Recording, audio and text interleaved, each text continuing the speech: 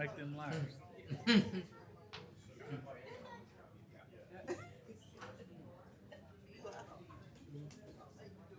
how you doing? Oh, left hand. That's the one. Oh, okay. What's up, man? Oh, wait, I took the reins. What were you? I didn't see you, man. I didn't see you. I went on to the house earlier. You went home? I don't blame you. They talk. Okay. Here, lady, how you doing? Happy birthday. Oh, Happy birthday. Happy birthday. So, that's the one that's the, hey, son. This guy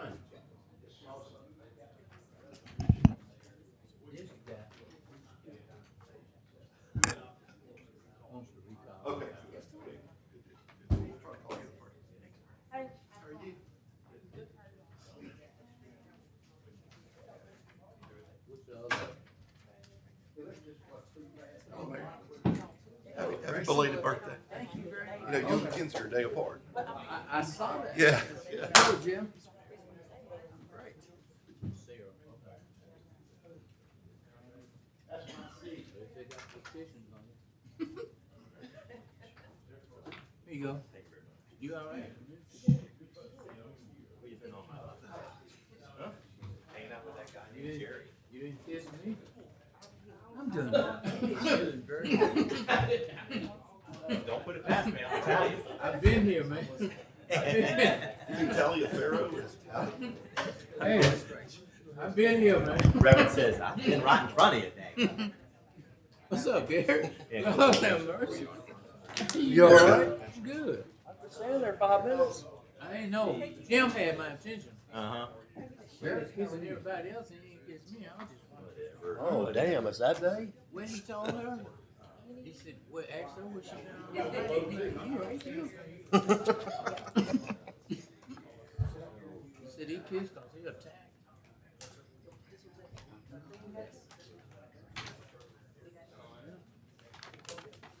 What is it here? Good. Be sure you don't throw it away. They got a pen in it. Oh, I was gonna say, it's kinda heavy. It's a fair share. Okay.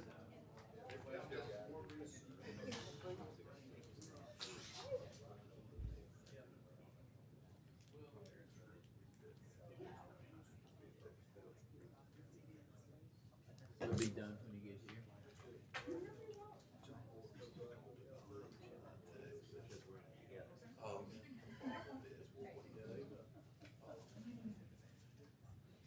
There's some stuff vintage needs to do on the other side.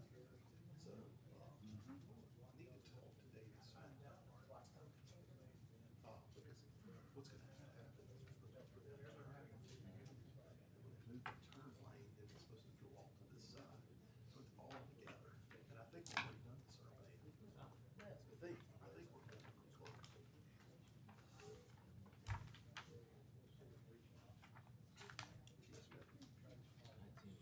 He's here. I'll talk to him.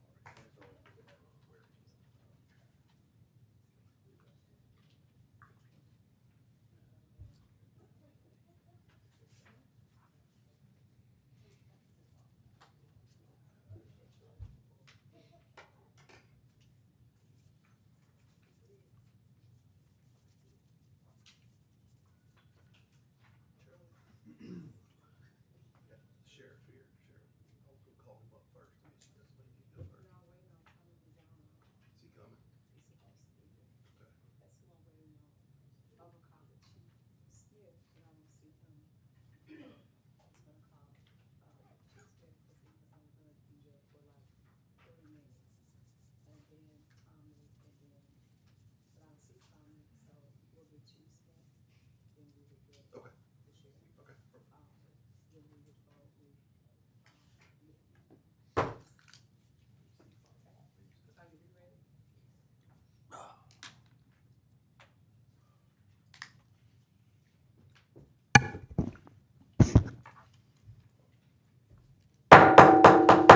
Good afternoon, everyone. The Shreveport City Council meeting is now called to order. I'm going to ask Councilman Talaferro to lead us in the invocation. I'll ask Councilman Butcher to lead us in the pledge.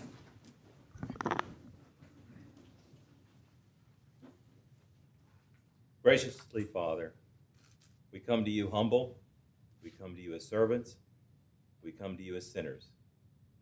Lord, bless us, bless the people that we serve, bless this administration, and let us be mindful that all is about you and your kingdom. In your name we pray, amen. Amen. If you would face the flag and repeat after me. I pledge allegiance to the flag of the United States of America and to the republic for which it stands, one nation, under God, indivisible, with liberty and justice for all. Madam Clerk, will you please call the roll? Councilwoman Taylor. Present. Councilman Brooks. Here. Councilman Talaferro. Here. Councilman Butcher. Here. Councilman Jackson. Councilman Green. I'm here. And Councilwoman Bowman. Present. Councilman Jackson will be about 15 minutes late coming in, but he'll be here. Tomorrow, I'll entertain a motion to approve the minutes of the administrative conference Monday, September 22nd, 2025, and the city council meeting Tuesday, September 23rd, 2025. We have a number of guests today that will be speaking, and the council has a pretty lengthy agenda on today, so we're going to try to move through this expeditiously, but I do want to tell everyone with the presentations, still just stick to the pertinent information that you need for us to hear and what you need for the public to know, okay? So does any council member have any awards, recognitions, or distinguished guests not to exceed 15 minutes? And I believe the first that we were looking for was for Chief Smith. Is he here? Okay. And so next we'll move on to Councilman Butcher. Would you please introduce your guest? Is Chief Smith on his way? Yes, sir. Because I need him for the next one as well, so So we'll move on to the next one. yes, move on to the next one. Is Tommy Mazzone here from 911? Is there any way that we can find out where Mr. Mazzone is? Because I need to give the public an update on the 911 system.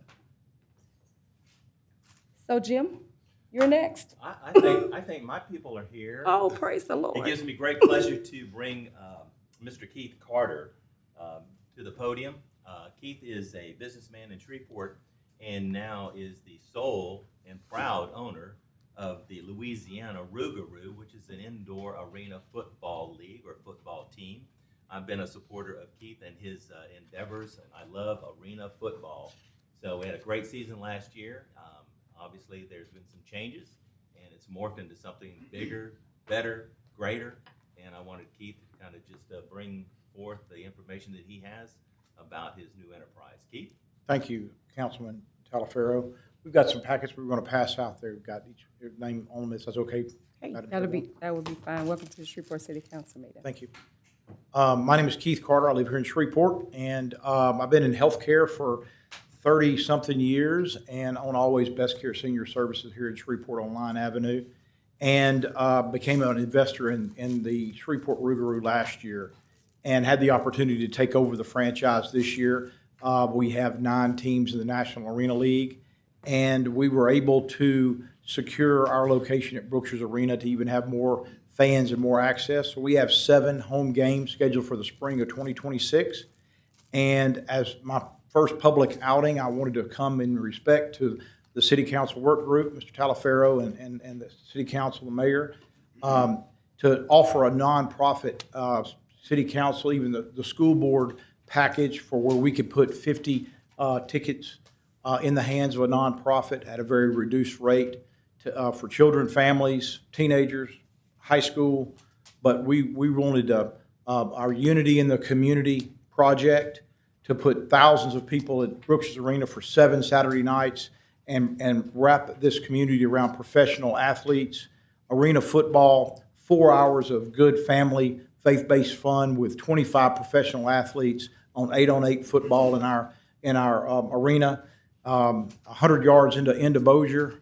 And someone told me that I could use this, so it's not copyrighted. The river connects us; it doesn't divide us. So we're all in this together, and I've put this package together, and I just wanted to share that with you and take a little time to tell you thank you for everything that you've done, and I really appreciate it. Support each of you. Thank you so much. Thank you Thanks, so Keith. much. Appreciate it. Thank you. Keith, Yes, sir. Sorry. Yes, sir. I'd just like to say congratulations, and I've heard a lot about it. Are y'all still looking for players? Yes, sir, we are. We've actually signed around 6 players. Our tryouts are October 18th, so we are, Pastor Green, we are taking applications. If you would like to get to our tryout October 18th at D1, Yeah. we'd love to see you there. I need one of your cards. Is there an age limit?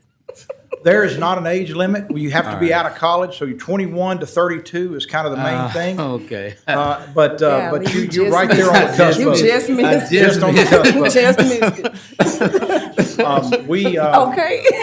We'll have 3 tryouts, and we're going to have some open practices. And again, this package is available for nonprofits, churches, Cattle Parish School Board, the city council, and everything that you guys do. And if you would, and my card is in your packet. If you'd ever like to come to a game, we'll have a Rougarou field suite for dignitaries, and you're welcome to come. All right, Keith. Thank you very much. Thank you so much. Thank you. Councilman Talaferro, next guest. Yeah, Father Paul's not here, so. Okay. Since we're waiting on the chief, just real quick, if Mr. Morgan and Mr. Sepulveda here by chance, and Terrence, Mr. Green.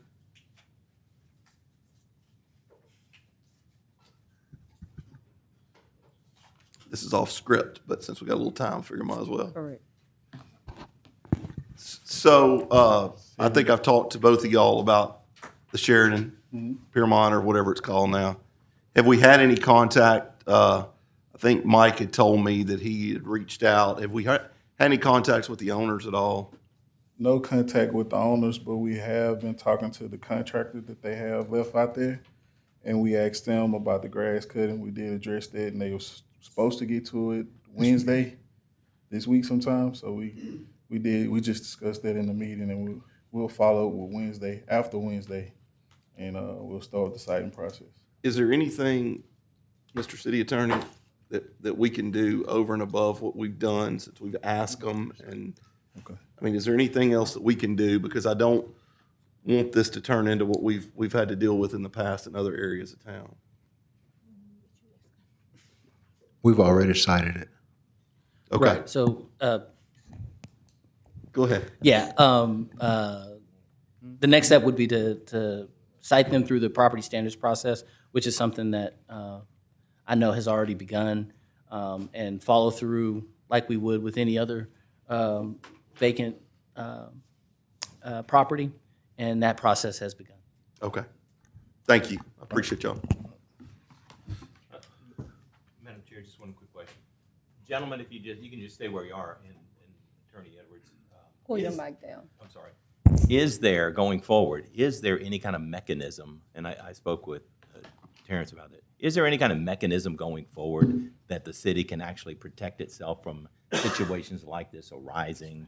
In other words, someone just doesn't fulfill a contract and leaves a partially constructed building that is going to be now an eyesore. I drove by, and I was telling Terrence, I drove by today, and I see a big crack in between S and P in Spring Hill. So, I mean, it's already started looking like it's dilapidated. And is there anything that we can do to kind of prevent ourselves going into the future on future developments to make the developers more responsible? I mean, I don't know how else to explain it, but it seems like we're not necessarily holding the bag financially, but we are holding the bag as far as looking at blight. Correct. Now, just throwing it out there. You don't have to answer. I mean, you don't have to have an answer right now. Not really. The answer is not really. It's private property, and certainly not as a prophylactic measure, certainly not on the front end. There are some things that you can do once the condition exists, once the hazardous or nuisance or blighted or dilapidated condition exists, but certainly not on the front end. There's not much that can be done to ensure that private property does not reach some ultimate poor state. Understand. Thank you. Thank you, Madam Chair. Thank you.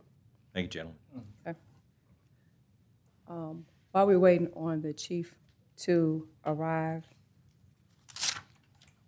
Sheriff, you're just going to have to sit here with us for a few more minutes. Okay. Mayor Arsenault, do you have any awards, recognition, or distinguished guests not to exceed 15 minutes?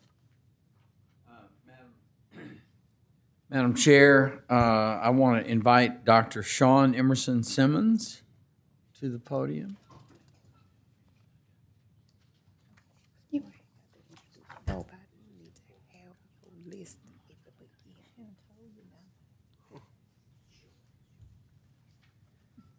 Ladies and gentlemen, Dr. Simmons is the South Central Regional Director of Alpha Kappa Alpha Sorority Incorporated.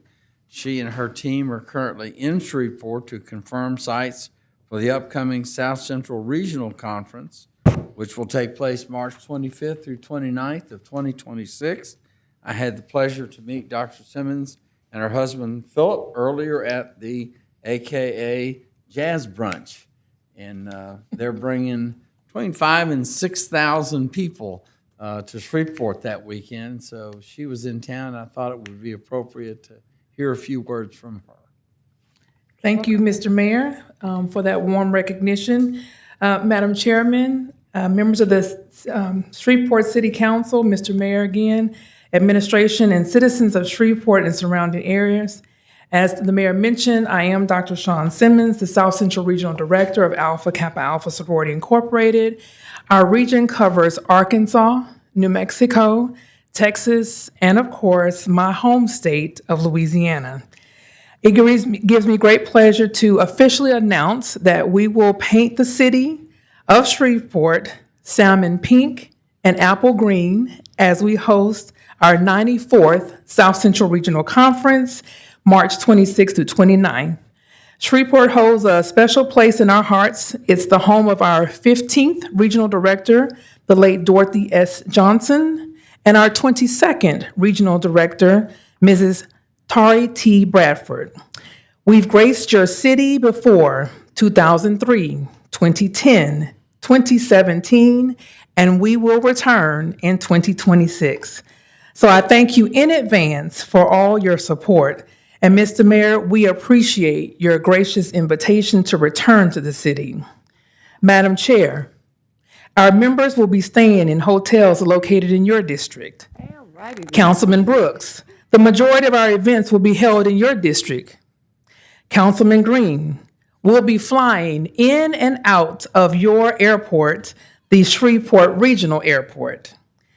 Madam Vice Chair Bowman, we also will be reviewing several hotel options off of I-20.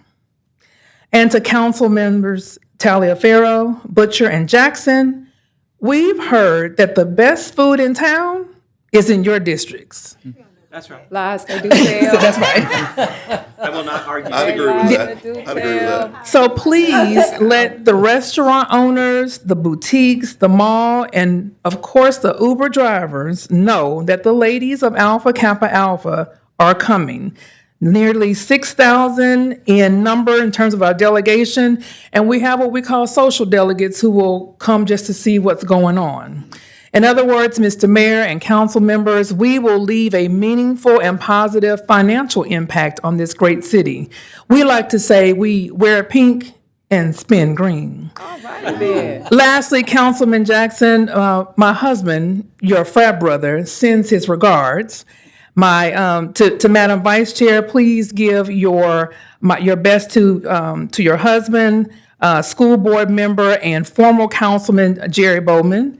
Madam Chair, we look forward to seeing your daughter and Councilman Green.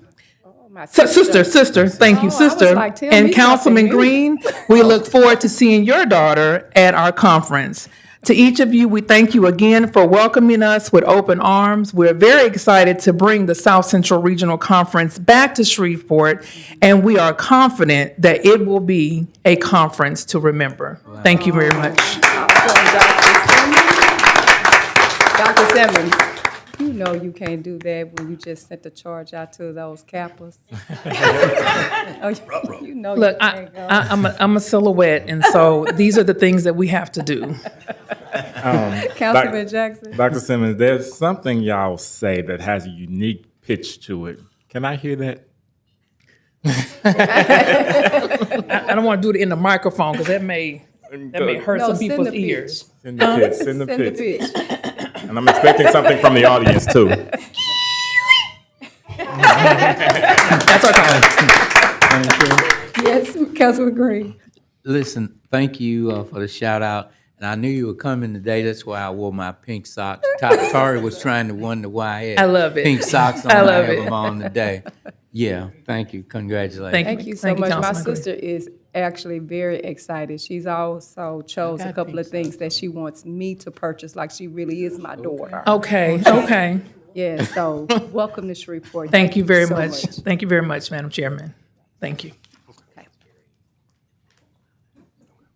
Mayor Arsenault, do you have any other guests? Madam Chair, I know that Sam Walters is here from Delta Utilities. Okay. To speak briefly about theirs, and it's up to y'all whether you want to take him now or Yes. during comments.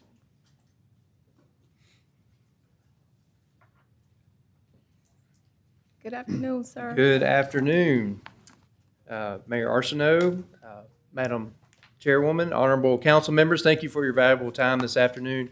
Again, my name is Sam Walters. I'm with Delta Utilities. I'm the Director of Program Management and Construction, and I have with me Robert Westfall. He's the Director of Operations for Delta Utilities here for our North Louisiana operations. We both work out of the Shreveport office here. We're both proud to call the Arklatex our home. Shreveport Gas, Electric Light, and Power Company bought the gas distribution system in Shreveport in 1889. So Delta is a new name, but the service has been around for over 136 years, according to our records. The names have changed. Y'all remember Arkla. It was recently CenterPoint Energy. And as of April 1st of 2025, Delta Utilities purchased the Louisiana and Mississippi gas distribution assets from CenterPoint Energy. All the employees that operate the systems came with the transaction, so it's the same people that serve the area. So we're proud of that.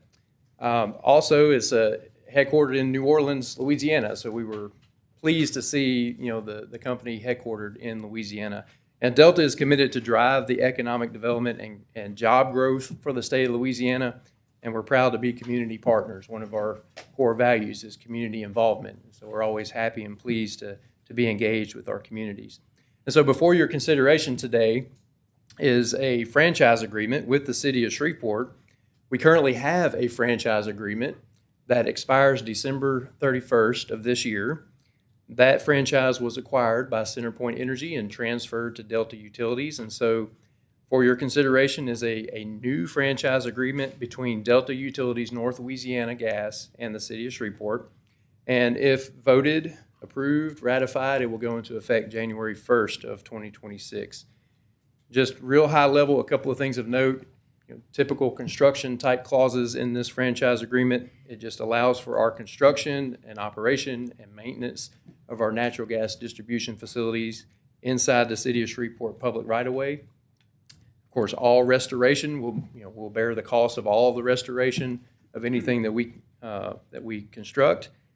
Within a reasonable length of time, we'll restore it. We'll provide appropriate records upon request to the city. We also will provide notification to the city through the existing permitting process whenever we are about to excavate in the right-of-way. The payment, 4.5% of gross receipts of gas sales, stays the same as the previous franchise agreement, and those payments are made on quarterly terms. And so again, I just want to keep it high level, and I'll just stop and pause to see if there's any general questions that I might could answer at this time. The council member has any questions? This is up for, we vote on this in 2 weeks, correct? I'm sure between now and then I'll have a few questions, but Certainly. right now I don't. Okay. We also want to provide them the opportunity to meet with any council members. So if you have any questions, then you will be able to meet with them. You can arrange to meet them in the council office on the 4th floor. So any council members that want to do that, then they will be available for you to meet before we have the next meeting. Yep, be happy to meet with you all. Okay. Thank you all so much. Very good. Thank you all. Thank you, gentlemen. Okay. Mayor Arsenault, do you have any communications of the mayor relative to city business other than awards, recognition of distinguished guests? Just to make sure that all of you had been aware that we have received a $10,000 grant for the airport from Keep Louisiana Beautiful. Congrats. That would be a, that would be a quick Tulips, shout. y'all Can we have invest in tulips? some tulips? Yeah, some tulips. Yeah. That's one of those that will require some council action, but I wanted to let you know that we've been awarded the grant. I'm sure he's gonna vote for those tulips. Yeah, we gonna get some tulips now. Okay. Thank you. I see That, Chief. that's all I have, Madam Chair. Thank you, sir. See Chief Smith, you have been wanted, sir, to come on down to the podium. So Councilman Butcher, allow James to ask him the questions first, and then. Then we'll bring the sheriff up. Okay, perfect. Thank you.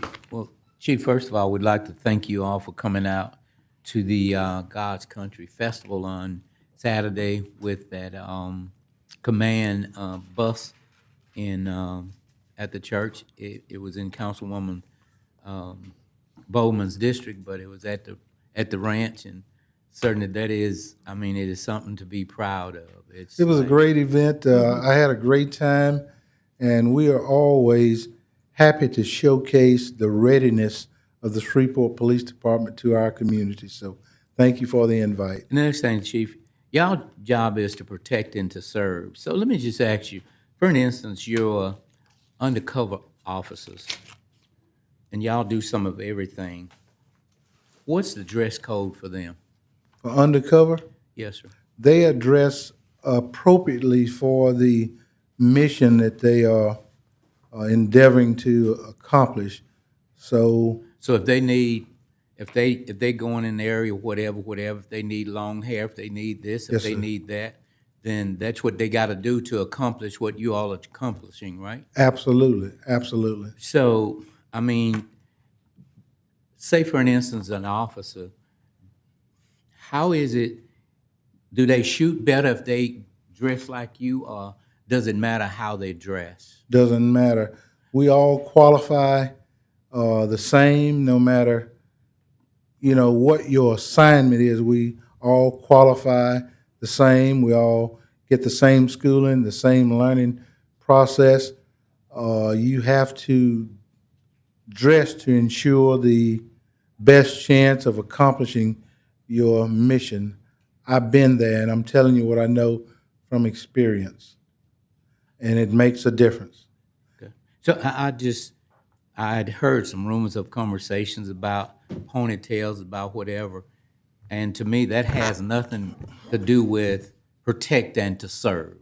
You all are doing a great job of protecting this city. Y'all go over and under, and I just want to commend you all. Thank you, sir. It's like, what should a councilman? Should a councilman have a beard? Should he wear a suit? Should he wear a tie? Can he wear jogging stuff? I mean, there are no rules, and I just think that you all are doing a great job. It's kind of like when the incident happened in Councilwoman Taylor's district, where the young person got killed at the smoke shop or whatever, vapor shop. If you had a camera up there, then I think to catch that individual, it would have been faster. That's correct. But because we decided that you needed to move it and go somewhere else when you all know more about operations than I could dream of. The only person up here that has the expert teeth as to y'all have is Councilman Teleferro, and I commend him that when he was on the force, the people that I hear in the community talk about him, because in my district, I mean, tons of people know him, and they talk about what type of officer he was, that he did a great job. He's the only one up here with us that could say, that's been in the shoes, that could actually say to us that this is how it go and that how it go. But I never hear him trying to tell you all how to do your job, and I'd like to commend him on that. But I just wanted to just throw it out there parenthetically that I just think that we ought to let you all be the police, whatever it takes to get your job done. I just think that we ought to allow you to do it. And that's all I have, Madam Chair. Thank you. Councilman Teleferro, by some, has said some of the father of some of our community engagement programs, like you remember the auxiliary, the Citizens Police Academy, and I can just go on and on and on. And thank you so much for your wisdom over the years to help get something started a long time ago that is thriving and well. Because Miss Small act like he's her councilman still. Okay, I just wanted to throw that out. Thank you, Chief. Thank you, Chief. So moved, Councilman Butcher. Thank you, Chair. I'd like to introduce Sheriff Jason Richardson from the DeSoto Parish Sheriff's Office, and I'll give you a little bit background while he's coming up. Several years. Before you get that, I want you to know that his deputies attend my police academy. I know that. They get the I know best training there is. So we work very closely with the sheriff's offices all in the region. I know that y'all do a lot, and but this was a discussion that I had several years ago with Sheriff Richardson about. He's really the only law enforcement official in Northwest Louisiana that has access to a helicopter, and as the conversation grew over time, he is in the process right now of getting a new helicopter that will be something that I think will benefit the city of Shreveport. So I think the chief and the sheriff have been talking. I've talked to every council member about it, but I wanted to just kind of bring them up. And Sheriff, tell us a little bit about what's about to happen. Sure. So this isn't our first endeavor into aircraft. We've had a flight program for approximately 10 years at first it was volunteer and part-time pilots. A few years ago, we started with a full-time pilot, but we were not full-time because you have to have at least 2 pilots to do a full-time situation. And so over the last several years, we've been working with Louisiana State Police and their flight unit. We are, in fact, the only non-state police helicopter. There's only one helicopter really north of Lafayette, and that's the state police helicopter based in Alexandria. We are it for the whole north part of Louisiana. And so we're certainly willing to assist any agency that needs assistance. But to have an effective air unit, you have to, it can be expensive. I think that anybody that knows anything about aircraft knows that they're expensive. But we acquired a helicopter with the help of the governor and the state police, and it is currently being refitted. It's a more appropriate helicopter, a Jet Ranger 206 Bell, that's being upfitted specifically for our needs. It has the latest mapping technology, FLIR technology, and all of that available to it. So to make this unit affordable and usable and the most effective in the area, it takes us working together to make that happen. I will say, fortunately, we don't have the crime in DeSoto to justify a full-time unit.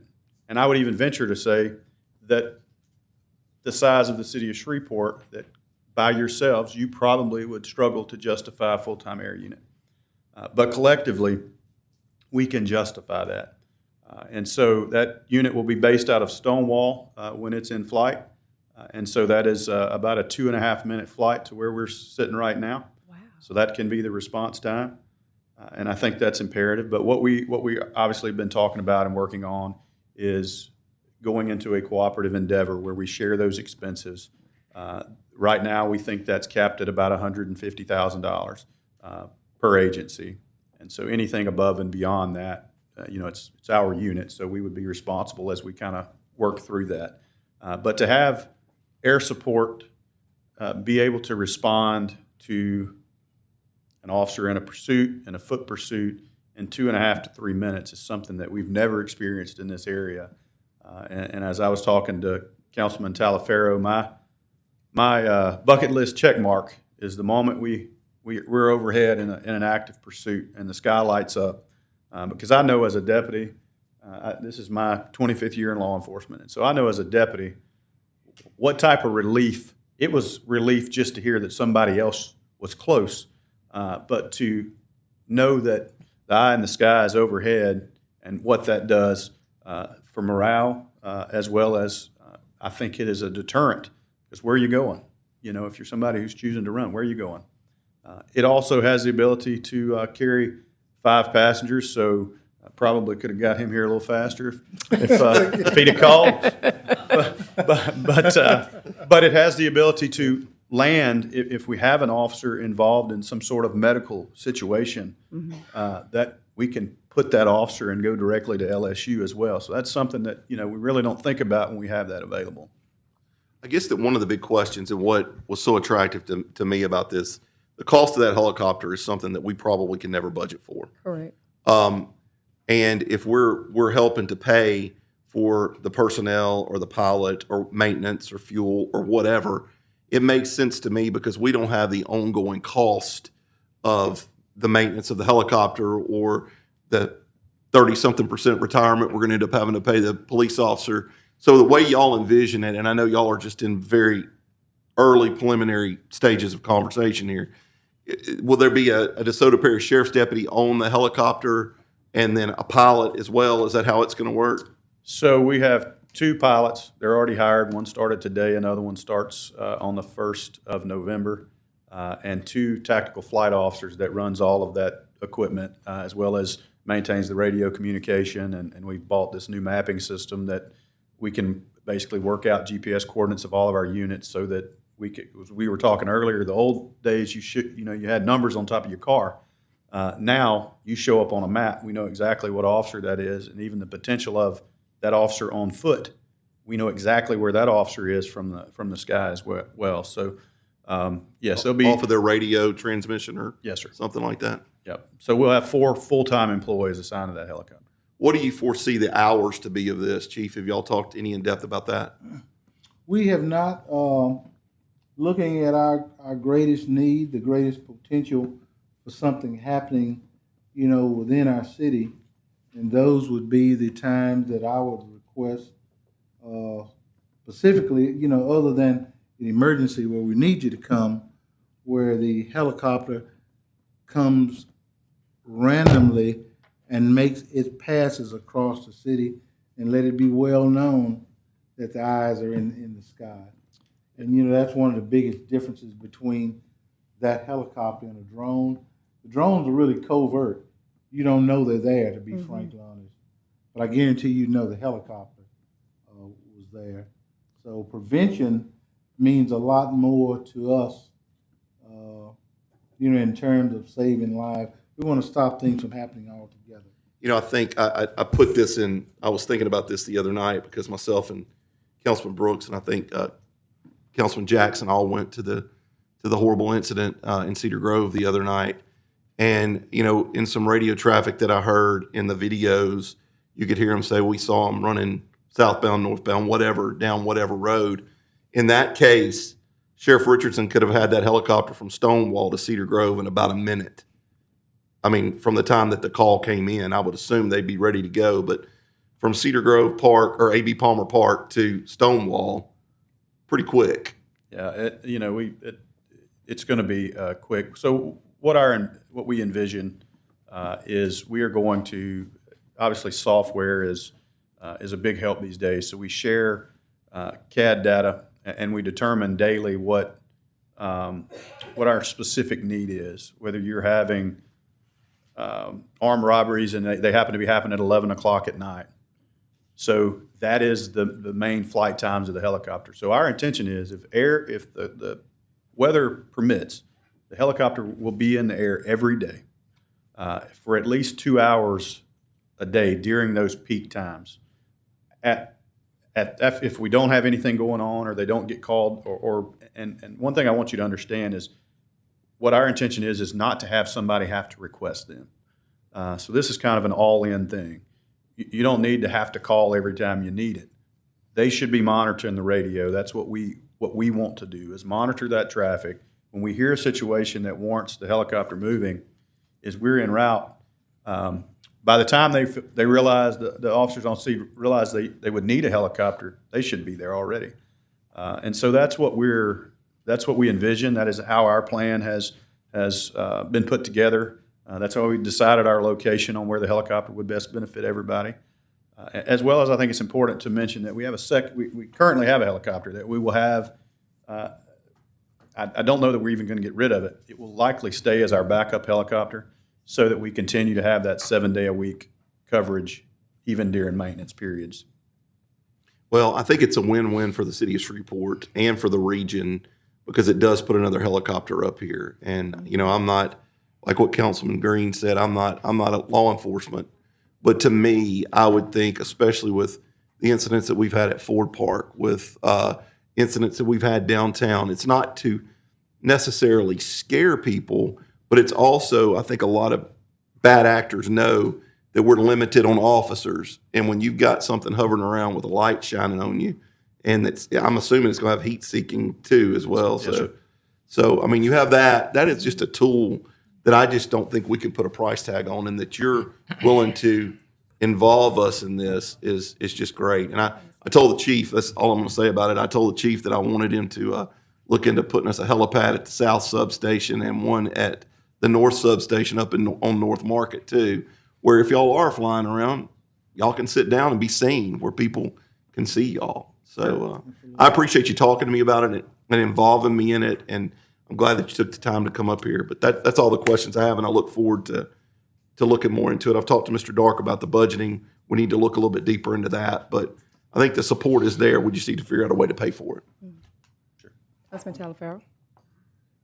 Sheriff and Chief, I cannot tell you how much this endeavor means to me, having had the privilege of working with Los Angeles Sheriff's Office and San Diego Sheriff's Office, who ran the helicopters when I was policing in San Diego, is that this gives our officer an incredible edge, a hedge of protection, if you will, that you just can't match with a vehicle, a drone.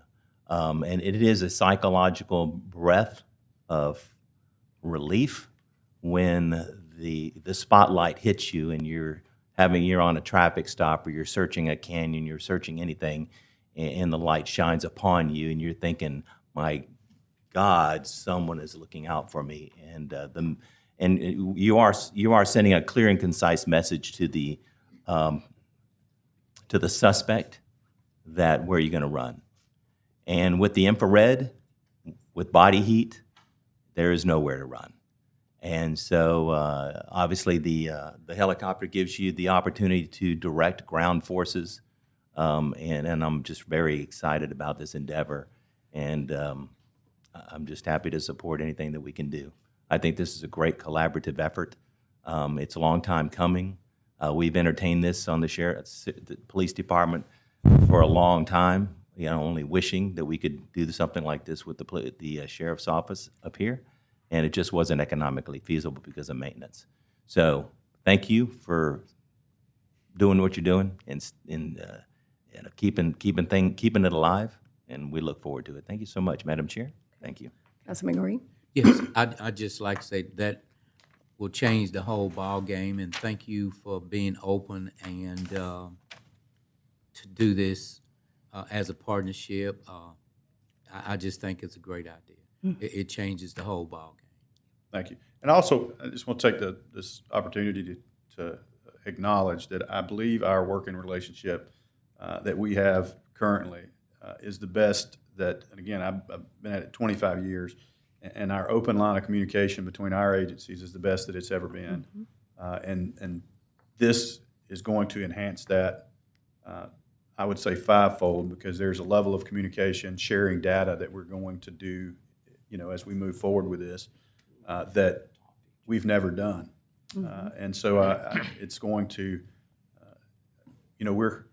we're kind of a suburb now. I can see from my road, I can see the tower in South Shreveport. So Let me ask you one other question.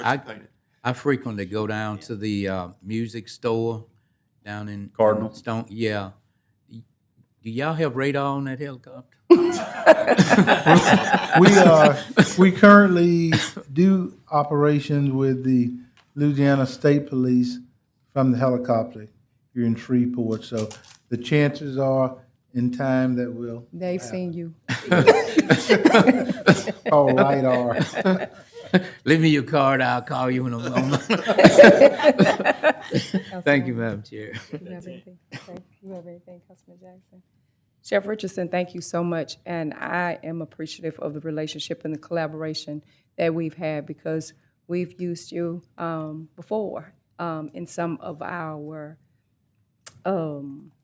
activities that we had going on in the city of Shreveport, and I've always appreciated that public safety is extremely important to me and this council, and we want to equip our law enforcement agency with every tool that they need in their arsenal to effectively do their job.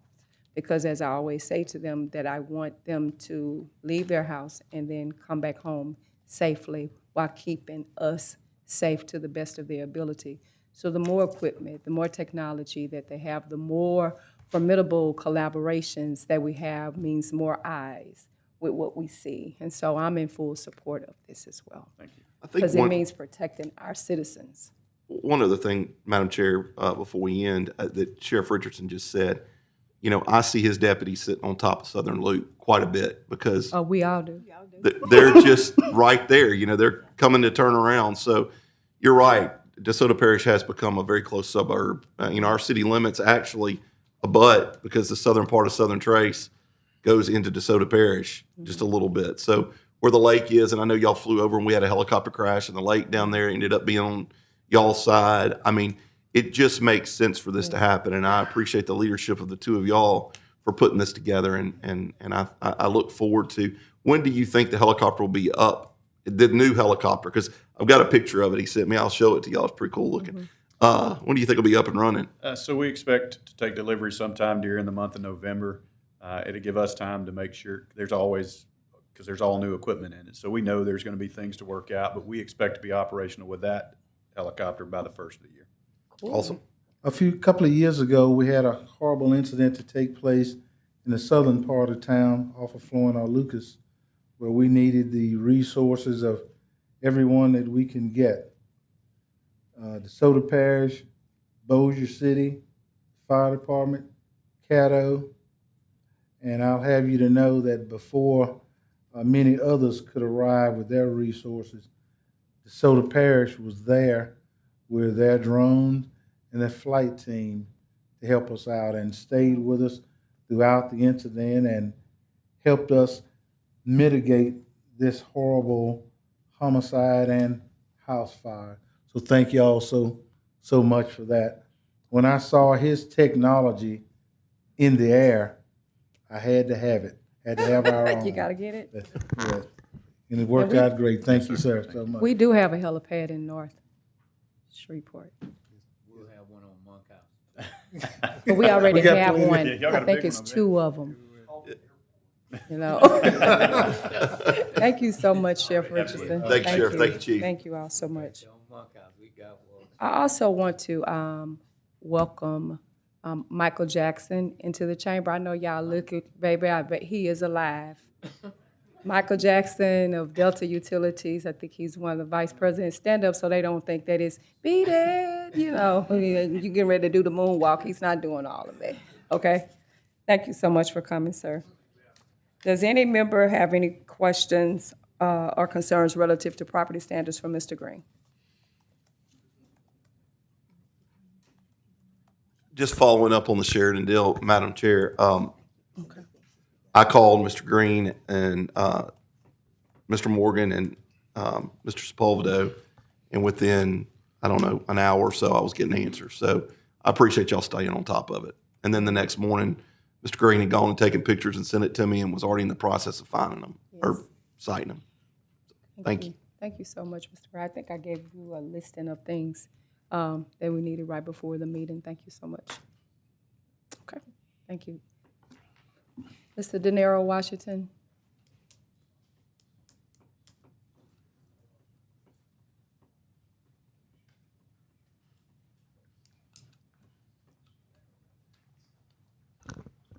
Council.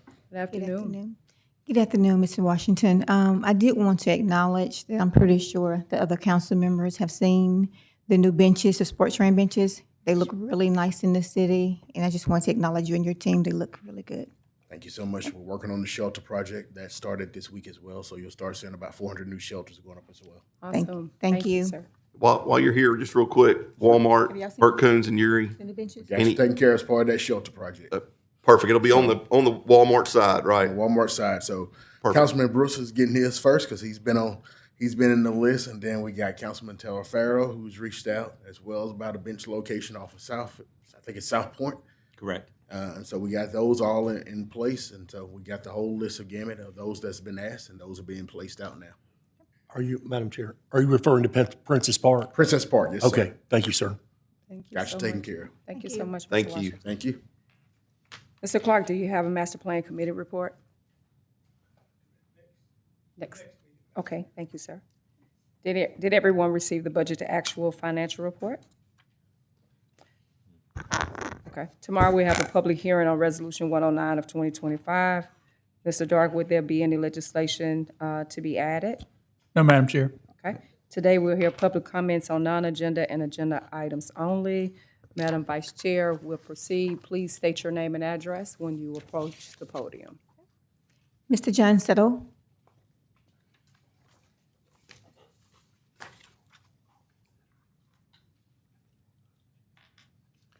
John Settle for Tealwood, that's in Mr. Brooks's district. I just wanted to remind you of the burgers for the badge, which is this Wednesday. A favorite judge of mine, you may know, Judge Merkel and I have contributed $500 to that effort, and we're going to be out there helping serve. They set up it from 10 to 11, and they're serving officers from 11 to 4 with a hamburger lunch package. I believe that's going to be the kind of goodbye to 1, 2, 3, 4 Texas. Is that right? And all law enforcement, police, and sheriff are invited. If you wanted to make a $10 donation, you can go to ShreveportCrimeStoppers.com, and they've got a drop down, and it's $10 a plate. And I think it's going to be a good thing. I'm looking forward to going, and I think Emily and I will be out there trying to help out. I just hope that Corporal Borderline, he's not cooking the burgers, is he? Oh, good. Well, good. Okay. It'll be a good time. Hope to see y'all there. Thank you. Thank you. Was it 11 o'clock? 11 The o'clock, service? I'm sorry, so they serve, 10 to 11 is the prep. Okay. They're serving officers from 11 to 4. Okay. And that's in the parking lot. It'll be on the hill, the knoll between Texas Street and the police building, where the big oak trees are on that hill. Okay, all right. And there'll be officers there directing traffic or something? Absolutely, absolutely. All right, thank you. Okay. Thank you. Dave Hackney.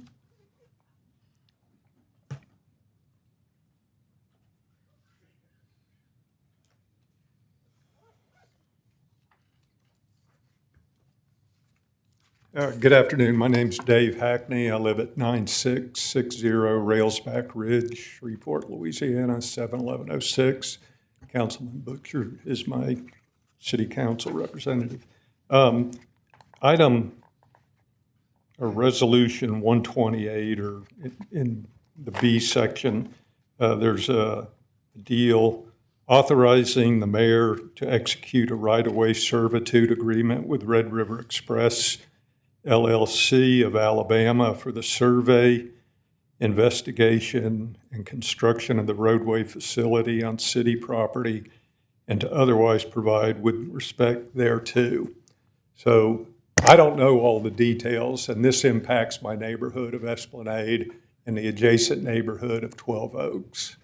A couple of my concerns are there's a CEA that Caddo Parish executed with Tim James, Red River Express. They revised it, and then Northwest Louisiana Financing Authority, which is part of the city of Shreveport, recently, a few months ago, they executed a CEA to help Tim James get a USDA loan. That effort, from my monitoring, has not progressed very fast. Northwest Louisiana Financing Authority actually rented some office space downtown, so they have a physical address to make the loan application. I think that was kind of putting the cart before the horse, because they haven't progressed it. But with regard to this, and Mr. Mayor, you executing this right away, and I want to say this as respectfully as I can, there might be a potential of conflict of interest. You were an attorney prior to becoming mayor. You are an attorney.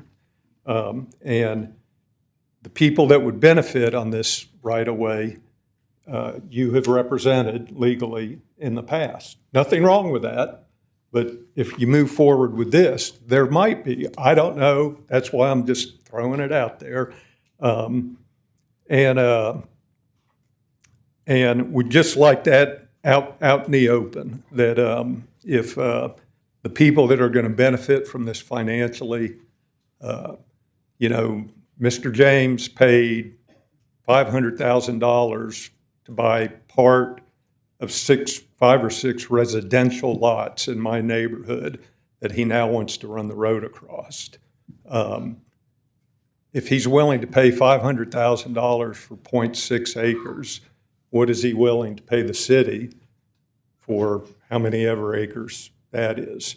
Mr. James purchased a right-of-way on Frank's investment property, which the port now owns, and paid $25,000 an acre. So I don't think the city should be having a giveaway program for this. So, thank you. Madam Chair. Yes, Councilman Butcher. Mr. Hackney, thank you.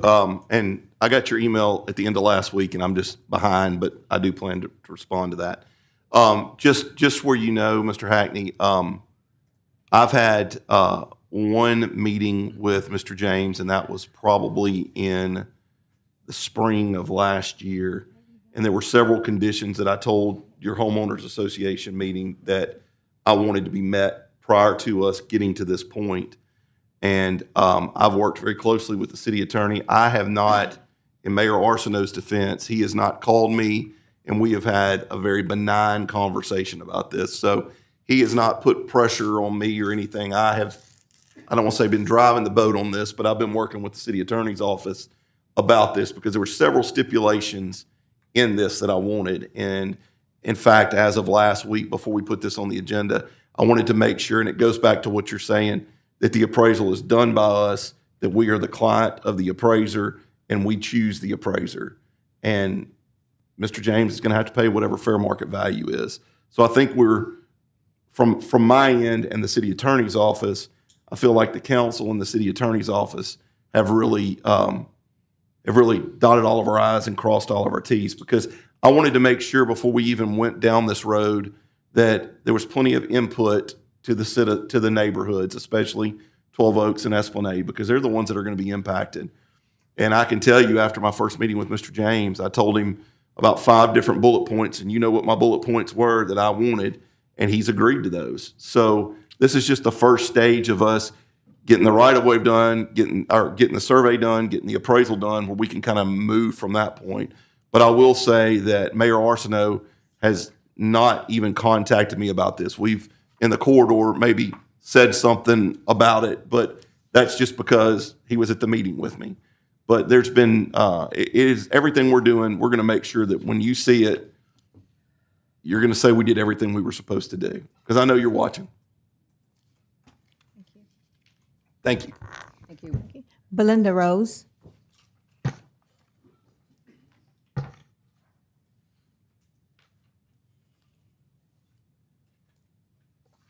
want to say good afternoon. Belinda Rose, 810 East 70th Street.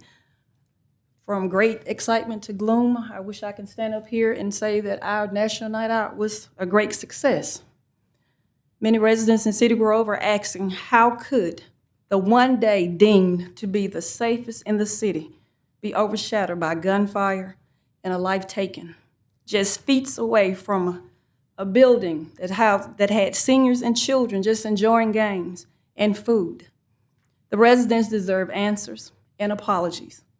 Leaving an area without safeguard when some officers knew of the Facebook post and the strong possibility of a disturbance.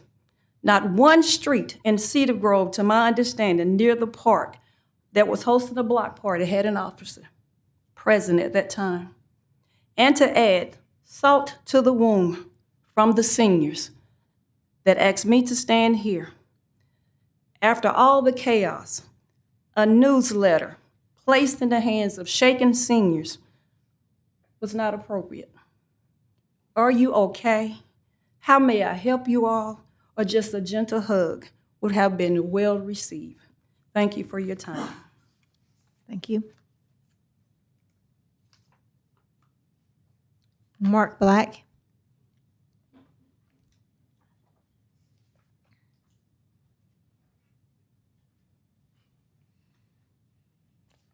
Thank you. I'm Mark Black, 163 Ardmore, and Mr. Talafer is my counselor. I'm here today to speak against Ordinance 18 of 2025, and I know I'm a little bit late because I believe that passed back in April. But I've had a lot of time to marinate on it and to stew on it, and it really, I feel like I have to say something in order to kind of get it off my chest and get it off of my consciousness. First of all, the ordinance itself is very flawed. It makes it very easy to, be kicked out of your house. For example, if you have an absentee landlord who fails to keep the property, property standards can be applied to remove anyone regardless of whether or not they are actually at fault for being negligent toward the property or not being able to pay. A big example of this was this happened before, it happened last year, but an example of this happening to people was the Jolie Apartments over in Shreve Island, I believe, off of Barksdale Boulevard, or Shreveport Barksdale.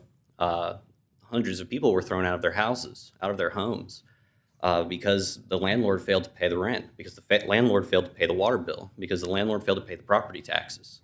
It's very easy to imagine, given the wording of this ordinance, that it'd be very easy to be kicked out of your home if you could fail to pay for, as a homeowner, necessary repairs after a storm, such as the Straight Light storm that took power out for 2 weeks and demolished multiple houses in Broadmoor, Highland, and other neighborhoods. If you're, scraping by paycheck to paycheck, it's very easy to have your water turned off, even though there are some programs that help. Maybe the city acts too slow and your water gets turned off, and all of a sudden you're prone to being thrown out of your home. Housing insecurity is an increasing problem in Shreveport. According to Oshner, from a study from last year, 53% of residents have cited homelessness and housing and affordability as one of their community's biggest issues. 32% of children in Shreveport live beneath the poverty line, which is greater than the state and national averages. The state average is 25%. And 46% of renters in Shreveport spend over 50% of their income on housing, which is a surprising number to me. I can imagine, having to spend 50%, of my income on just to have a roof over my head. Shreveport has responded to this issue mainly through criminalizing homelessness. This ordinance is a bad example of this, a very egregious example in that it has been used to target squatters, especially in Highland, where the city government and the Caddo Commission have had several members publicly accuse squatters, for example, of a arson spree. But what Shreveport really needs is a housing guarantee and not criminalization. According to the Department of Housing and Urban Development, multiple studies have shown that housing guarantees and housing first policies actually save money and reduce costs compared to criminalization. We spend less money on prisons, we spend less money on jails, we spend less money on medical services.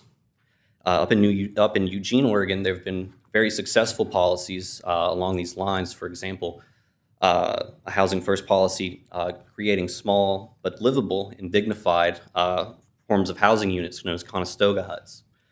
These have given homeless people in Eugene a dignified place to live, a place where they can have a solar panel that can charge their phone, a place where they can have a roof over their head at night, where their things won't be stolen from them. Mr. Black, your time has expired. Is it something that you want to leave with the city attorney's office or for the council members to review? Can I just say one last thing? Yes. I really just want to urge the city council to repeal that ordinance and to consider more proactive approaches to homelessness and to housing precarity in the city. And I'd be happy to work however I can with my counselor or anyone else on the council who'd be interested in that. Thank y'all. Thank you, Mr. Black. Thank you, sir. Sarah DeVee. Okay. Dave Little. Okay, that concludes public comments, Madam Chair. Thank you. We have no executive appointments to consider tomorrow. There are no items under consent agenda for introduction. Mr. Dark, you ready? Well, I think we're going to get there. We're not going to read all 23 of those budget ordinances today, so that'll help somewhat. All right, Sir? let's roll with it. Okay, we're gonna do our best. Okay. Ordinances on final passage tomorrow that require only one. First one is 107. This authorizes the mayor to execute a lease agreement with the VOA of Northwest Louisiana relative to leasing some of the space in the Sportran complex. That's been postponed for advertising, but will be available to be adopted tomorrow.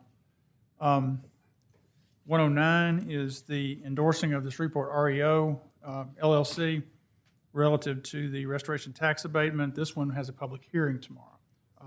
Just reminding you, this is one that's the standard. It's a renewal of restoration tax abatements we already have. I think it will cost us about $46,000 in taxes for 5 years. 111 is the Municipal Water Pollution Prevention Report. I believe you were provided a copy last time. Essentially, it's simply something we turn in every year to the state that says this is how we operate the plants and what issues we might have had with them at some point during that time. 112 authorizes the mayor to do a CEA between the city and community caregivers. I believe this was for the Chicken and Blues Festival, which has already happened. 113 is a rejection of bids for 2 mixed flow pumps for the tunnel at the wastewater treatment plant. That is one where I believe they determined after they opened the bids that they had an error in the bid documents, needed to re-advertise. 114 rejects the bids for Cyport Riverfront drainage improvements. SPAR got bids that were over their estimate, and they want to try again, see if they can get it down inside the budget. 115, 16, and 17 are requests to connect to the water and sewer system. 115 is on Tanner Road in Councilman Bowman's district, and 116 and 17 are at the south end of Linwood in Councilmember Butcher's district. 118 recognizes October 2025 as Breast Cancer Awareness Month. 119 recognizes October 2025 as Domestic Violence Awareness Month and recognizes Project Celebration for the work that they do to assist victims of domestic violence. And let's see, 120 recognizes Victor Green for years of public service, and I believe that's all under second reading. Okay. Any questions? Chief Reese, tomorrow we'll have a moment of silence for Victor Green for his service to Shreveport Fire Department. Mr. Dark, would you proceed with introductions of resolutions not to be adopted prior to October 28th, 2025? I'm going to have to be careful here because I did not have Mr. Green's resolution in there, so I have the wrong number on all my notes. So, that's okay. Well, if I get in trouble, y'all please tell me. 121 authorizes the CEA between the city and the State Facility Planning and Control for a grant that we got from Capital Outlay last year for $4.925 million relative to improvements out at the airport. 122 is a CEA we're doing between the city and the Housing Authority. They're going to do an expansion of Bayou Grand. There are 2 streets in that area that need some work, I believe Christian and Shumpert. Mm-hmm. In fact, we're going to contribute to their work so they can do it all with one contractor, but that's just some work that'll be done as part of that construction. 123 and 4 are resolutions for cooperative endeavor agreements with the state and the Treasury Department. The first one is $600,000 to replace the carbon feed equipment at the Amos Water Treatment Plant, and the other one is $100,000 that is to be split, I believe, between projects in the MLK area and in West Shreveport. 125 is a franchise agreement with Hunt Communications, Hunt Telecommunications. This is one where we've had an agreement with these folks over the years. They were acquired by somebody. Now they're trying to go back and do it in their own name. So all we're doing is providing the standard telecommunications franchise that we've used for almost 20 years now. 127 is the one that we talked about earlier that the gentleman presented on, the franchise agreement with Delta North Louisiana Gas Company. 128, let's see, 128 authorizes. You off. Okay, sorry. We're 127. 127 authorizes the acceptance of a 2-year, $400,000 grant from Bloomberg Philanthropies for construction of modular housing in the city of Shreveport. This is one we've been working on for a while. It started out as a container project and ended up being something we'll be able to actually build. We'll be working through community development with Providence House to get this done. 128 is the right-of-way agreement with Red River Express. Just to be clear, they're, as Councilman Butcher noted, this simply lets them get on the property to survey it before there's any acquisition. There have to be appraisals done, and the only thing it really does is give them the right to acquire subject to appraisal at some point during the process. Mr. Dark, on 125, on the telecommunications franchise agreement, what type of telecommunications did they provide for the city? You know, I don't know. I'm hoping Marcus might. Attorney Edwards. Unfortunately, this is a nebulous concept called dark fiber. So it's a fiber optic cable that's in the right-of-way that they call dark fiber because in theory, when they put it in, there's not a use for it. I believe the business model is that once the dark fiber is in, at certain instances, they grant licenses to other clients to use the fiber optic cable. But that's a technical term, dark fiber, and that is the fiber optic cable that is in our right-of-way.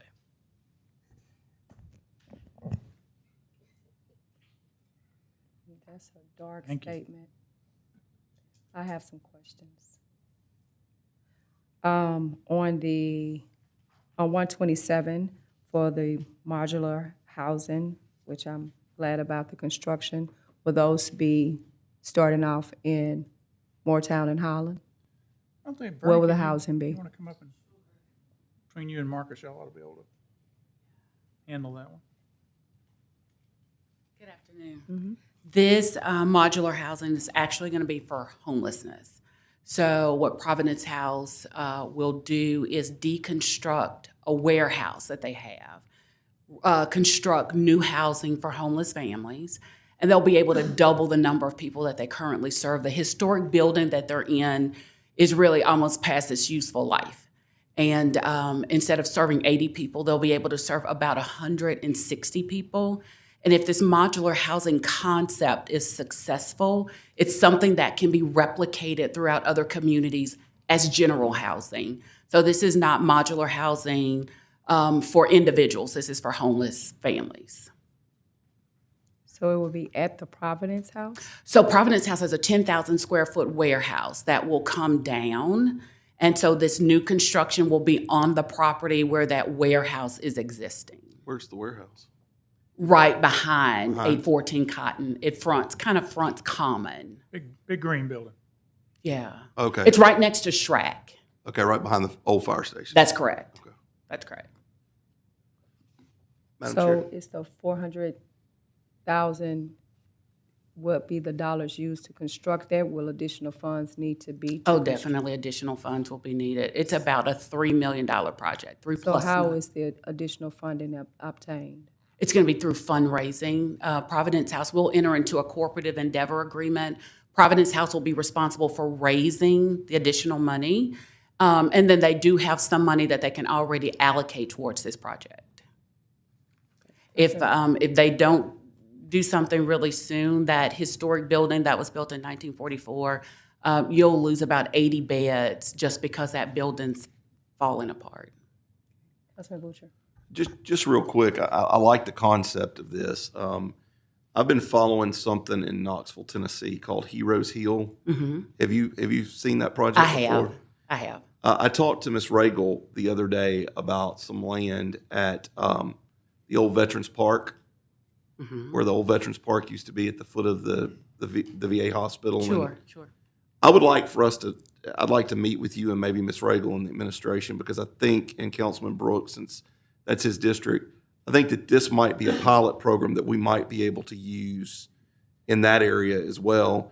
And the way that I see it is more private donations. That's the way they've done it in Knoxville. In fact, I think it's the mayor's kind of pet project up there. So if you know about it, I've been looking into it, I'd suggest anybody look it up, but I think that would be a great place to do something very similar to this right next to the VA hospital. And that's what's really happening all across the country. We were able to see a project very similar to this in Atlanta. And so Atlanta used shipping containers, and they were able to construct brand new communities. And they later learned that shipping containers were not the right kind of form to use for sustainable housing. And so gave us the opportunity to kind of re-vet the plan and use what we call bricks and sticks. But it will take public-private partnerships to get this done. But if we do it right, it's a way to fill the void for the need for affordable housing. Well, we've got the land. We're not using the Veterans Park, and it's a great location. It's got road access to it.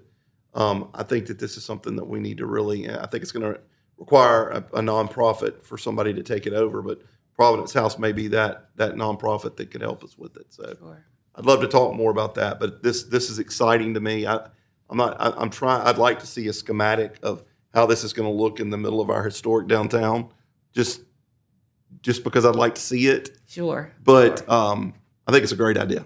Thank you. Thanks. Okay. Mr. Dart, would you proceed with introduction of ordinances not to be adopted prior to October 28, 2025? Ordinance 97A is a redo of the Entertainment District TIF. As it turns out, when Mr. Busada looked at it, there was a slight error in the advertising that was done when it was passed the last time. And out of an abundance of caution, we're asking you to rerun it through so it's properly advertised, and so there's no question whatever down the road if anything were to come up. Please let them know that is not on our part. No. Let me say that for the record. That is not on the city's part.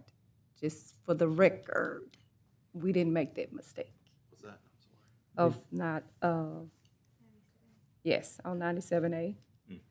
And again, this one, because of the way it's working, it will have to have a second public hearing on next council. Will that be October 28th? Yes, ma'am. Okay. So we're gonna look in the paper and make sure that they published it correctly? I suspect we will. Okay, thank you, sir. 104, 5, and 6 are capital budget amendments. 104 is an amendment that we've gotten almost $160,000 from the state for the stadium, Independence Stadium. This will appropriate those funds. 105 appropriates $125,000 that we've gotten for a project that's championed by State Senator Thomas Presley. Try to do some improvements in the general area of Betty Virginia Park and Bayou Pier. 106 amends the capital budget. We are almost to the point of bidding the police headquarters building. We've gotten a cost estimate from the architect based on some very detailed work that they had done. We believe that this amendment, which incorporates some additional bond interest, will give us the funding necessary to accept the low bid we think we'll get and to actually move forward with the contract. This is bond interest that you've already earned over the last several years that's going to be funding that. 107 amends the MPC budget. The only thing they're trying to do there is they have a vacancy they want to fill with a temp for the rest of the year, and temps get paid out of a different line category than salaried employees do, so they're asking to move that fund for that. 108 is a land swap, where we're actually getting a little more land than we're giving away, but what it will do is give us unfettered access to some property that water and sewer uses that we've been essentially going through someone else's property to get to. This is something that was actually requested by the adjacent homeowner in order to clear some title so they could sell it. 109 amends the code relative to Department of Community Development to reflect the current organizational structure, to change the bureau concept to divisions. It's something that Bernie and her staff recommended. 110 is one that's had some discussion in the media. It amends the UDC relative to minimum off-street vehicular parking requirements, as best I can tell, removes most of the requirements that currently exist, allows for certain exemptions where it's particularly required. Mr. Clark, if you've got any additional you want to add there, feel free. I know this is something you've been working on personally for a while.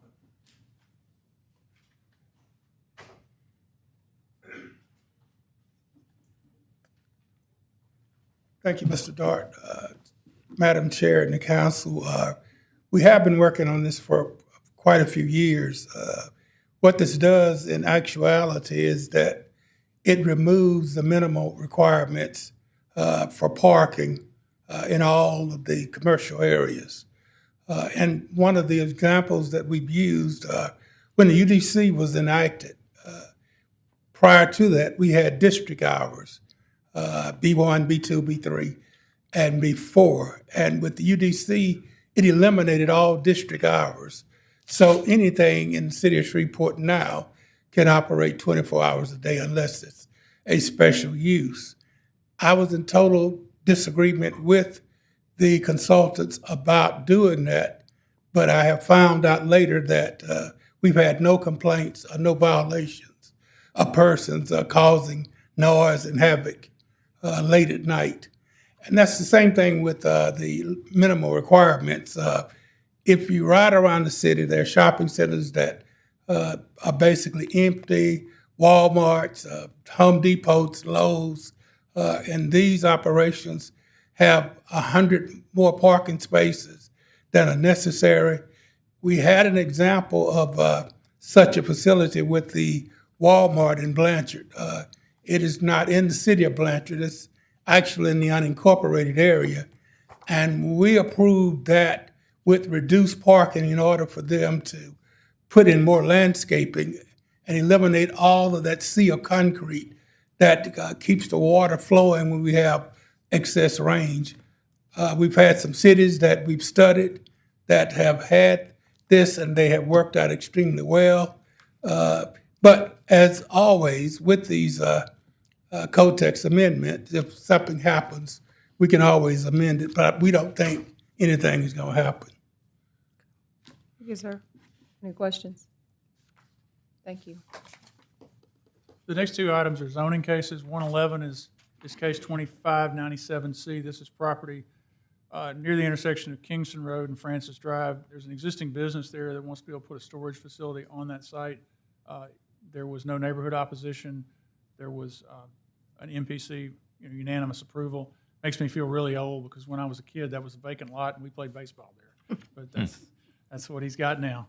112 is zoning case 25105C. This is the proposal for the gas station essentially at Kings Highway in Barrett. Please understand, this one is with you in the same general way that several others have been with you. The legislation is a recommendation to deny.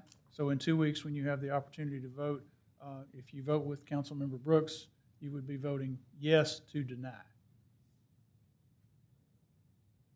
There's a whole stack of budget amendments. We won't talk about any of them today, 113 to 136. Just to remind you, though, kind of the schedule we have.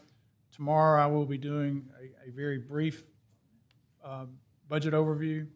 You all have a public hearing at the Monday meeting, first meeting in November, and then later that week, you have your two-day budget review sessions.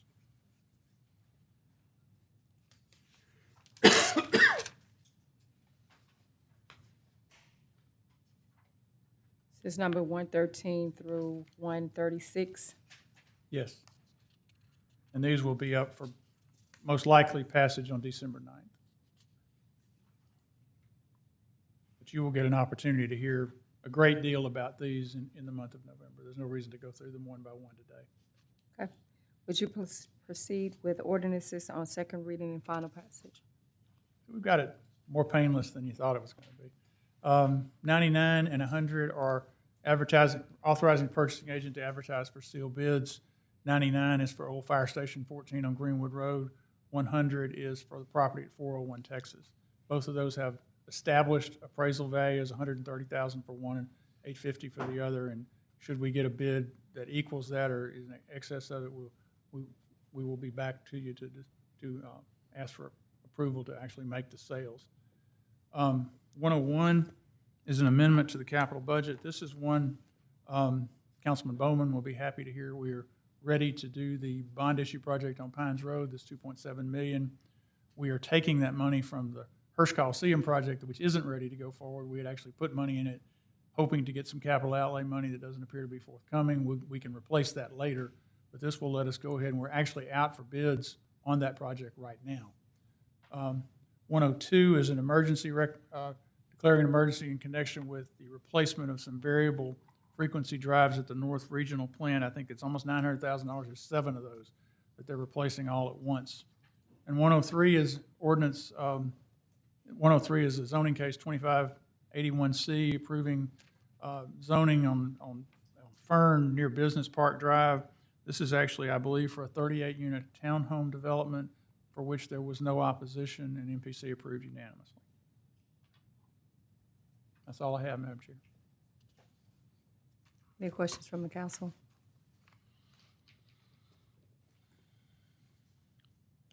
Y'all gonna have some. Madam Clerk, is there any other table legislation to be removed from the table today? No, ma'am. We have no property standards or ABO appeals to consider today. We have no MPC or ZBA appeals to consider tomorrow. Are there any other appeals, Madam Clerk? No, ma'am.